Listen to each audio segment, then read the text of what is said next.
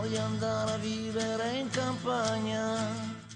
Così cantava qualche anno fa Toto Cutugno e per fortuna in molte zone del Veneto è ancora possibile vedere il paesaggio agricolo. Proprio dalla terra arrivano i prodotti che arricchiscono la nostra tavola e i nostri menù e per rinsaldare il rapporto diretto tra produttori e acquirenti arriva nella sede del Consorzio Agrario di Ponte di Piave il primo supermercato attrezzato, promosso da un accordo nazionale tra Coldiretti e consorzi agrari. Con questo progetto, che poi sarà declinato non solo in Veneto ma in tutto il territorio nazionale, si darà la possibilità a quelle aziende che producono prodotti di altissima qualità e a denominazione e comunque legati intimamente al territorio di poter essere venduti direttamente ai consumatori con un vantaggio e dal punto di vista qualitativo ma anche dal punto di vista del prezzo e quindi un vantaggio economico. Questo primo punto vendita è allestito su 120 metri quadri e ospita le bancarelle gestite direttamente dai produttori agricoli, un'iniziativa che si aggiunge e anzi integra gli oltre 500 farmer market già presenti.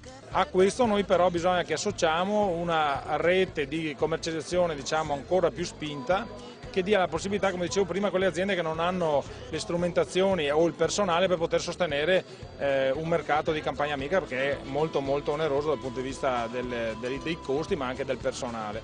Ad allietare l'inaugurazione una singolare sfida di tiro alla fune tra tecnologia e tradizione, fra un trattore da 250 cavalli e la squadra di atleti ruspanti di Collalbrigo.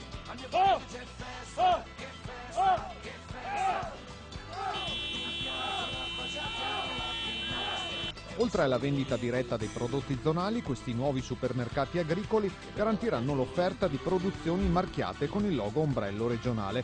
Per chi fa la spesa una possibilità in più con la certezza della qualità.